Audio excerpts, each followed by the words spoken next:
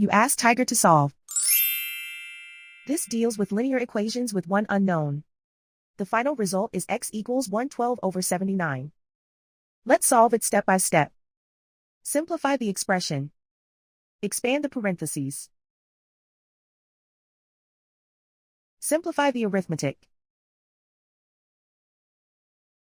Expand the parentheses. Simplify the arithmetic.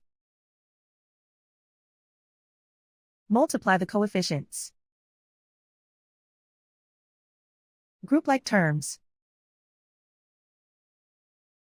Simplify the arithmetic. Group all constants on the right side of the equation. Subtract 112 from both sides.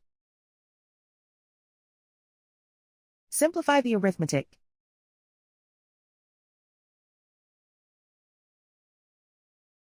Isolate the x. Divide both sides by -79. Cancel out the negatives.